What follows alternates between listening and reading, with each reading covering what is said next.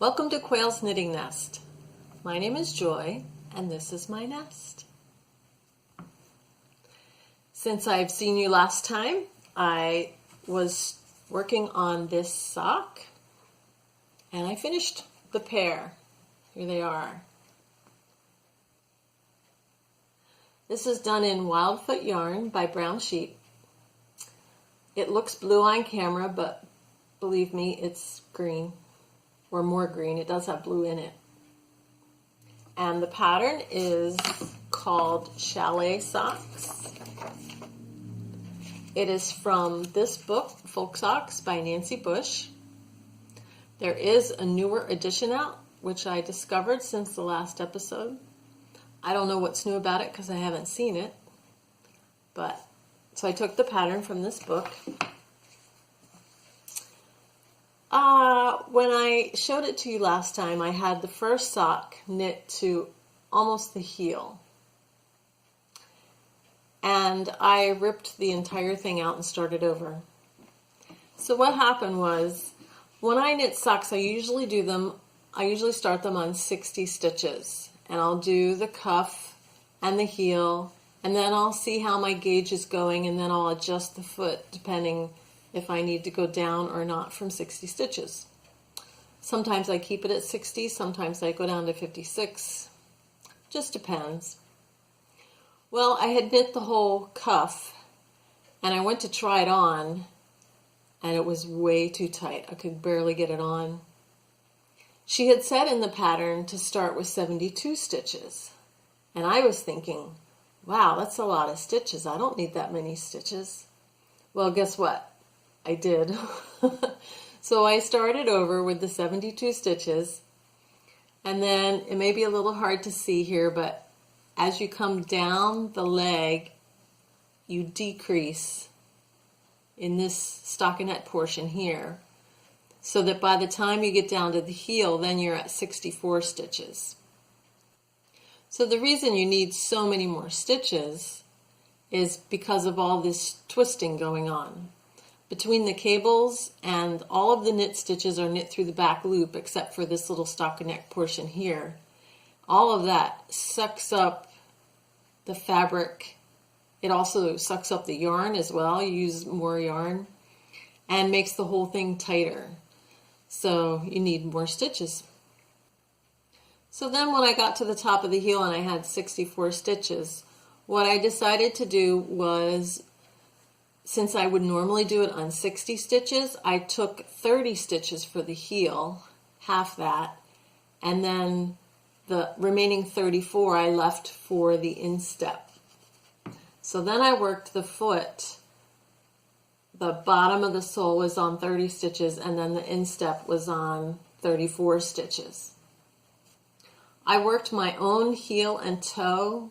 I didn't even look at what she did in the pattern because I like my own heel and toe. And this is the standard sock heel where you do knit one, slip one, knit one, slip one, and then purl back.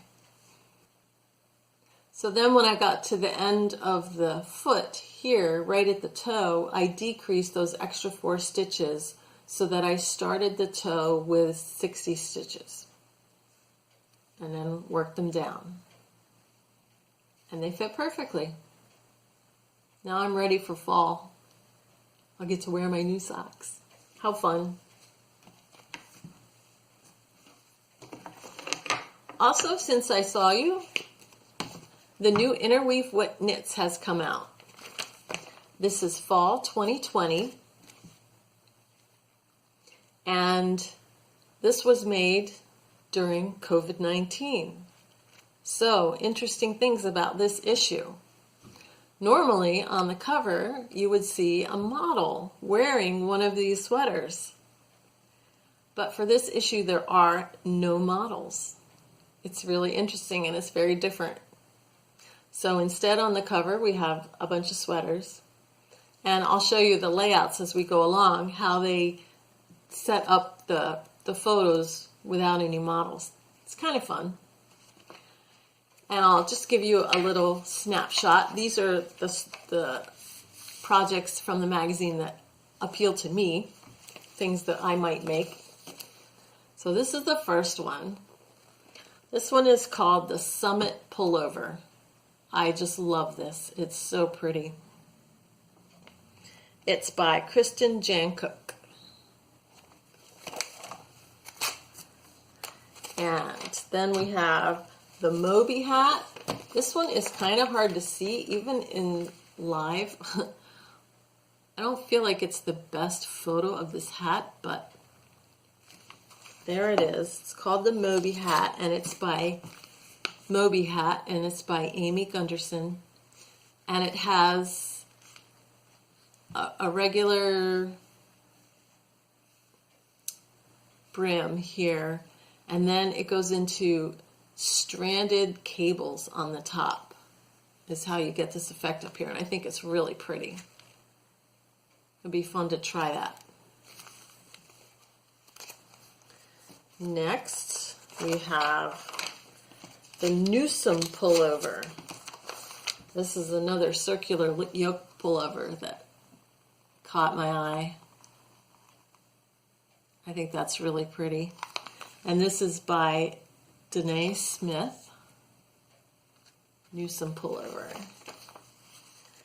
And then we have, oh, now we go from the colorwork section into the cable section. Oh, I'm a sucker for cables too. Look at this. Isn't that lush? So this is the Pinion pullover by Amy Gunderson. Look how beautiful that is. And the yarn too. This is Jamison's double knitting. Look how pretty that is. There's another lovely cabled one. This one is called the Alder pullover, and this is by Emily Ringelman. So pretty. And then last, I wanted to show you the Westfall pullover. Kind of more of a manly-ish style. And this is by Moira Engel. And see here, you can see how they've styled it. Since they didn't have a model to put it on, they laid it flat, and, you know, the jeans that would have been on the model are lying on the sweater and the belt and whatever, the shirt underneath. And the whole magazine is like that, since they were not able to use live models for their shoot. It's different, but it's fun. I like it. And most of the things you can see pretty well. Only that one hat I thought was not very well photographed. But that's this issue, and I'm really happy with this one. There are a bunch of patterns in here that I really like.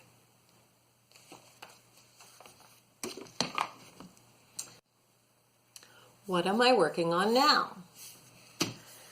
I have started the Rio Calina Cowl. There's a picture of it. This is a cowl designed by Kat Bordy. She, unfortunately, is very ill and in hospice right now. She's dying. But she released this pattern for free as kind of a final knit-along farewell. And there's knit-along going on, and when I saw the cowl, I thought, oh, not only do I love the cowl, but it would be nice to honor her in this way. So I am, here's mine so far. See, am I on the right side? Okay, here we go. This is it so far. You knit it straight like a scarf, and then she has one of those origami folding techniques, that how you put it together to turn it into a cowl. For this, I am using Weston Hill Farm. They call it fingering. I would call it more a sport or a DK. And it's their own sheep. It doesn't say what type of sheep they are.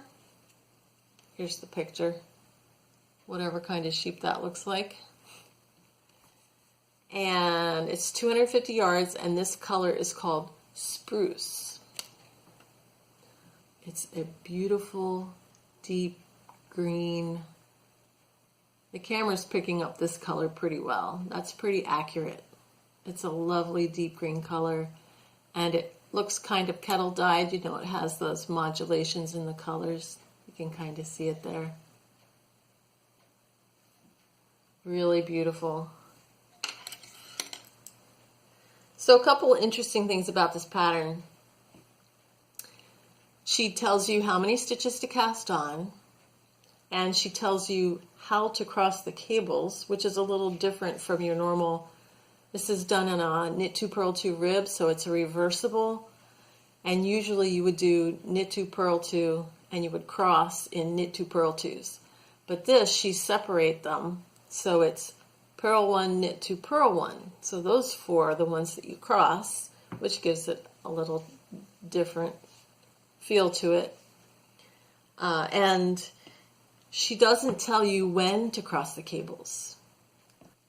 So this is called the Rio Calina Cowl, a Let the River Carry You design by Kat Bordy. That's how it's titled across the top. Let the River Carry You. And she says, randomly scatter cables, working until you are moved like a river to cable again. Scatter cables impulsively. Rivers never make plans. So you just knit and then you cable when you feel like cabling. So I started this, it's a 4-stitch cable, and in a normal cable pattern you would cross a 4-stitch cable every 4 rows. So that's what I started at the bottom. I started cabling every 4 rows. And then I thought, if this is supposed to be a river, it would be more flowing and more free. So I thought 4 rows was too frequently. So then I tried cabling every 6 rows, and I liked better the way that that was turning out. So I kept on going every 6 rows, and it took me a while to kind of get my groove going. I wasn't exactly sure, where do I want to cross the cables? I've never done sort of free-form cabling like that before. And the cabling kind of evolves, and then by the time I got to maybe up here, I was starting to feel it a little bit better. And so now from here on up, the cables are kind of, I think you can kind of see it. They're not repetitive, they're not the same, but they have kind of a steady-ish flow. Like you could see the current coming down the river here. So it's fun, and I'm almost done actually. It's only 34 inches long. And then she's got a little pattern on here for how to fold it together to make it overlap, like in the picture here. So this will be fun. I'll tell you about the putting it together next time.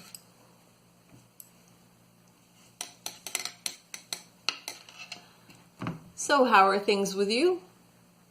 My knitting group was able to get together for the first time since March. It was so much fun to see everybody again. We met outdoors in a pavilion, and we were all able to stay safely apart from each other, but yet see each other.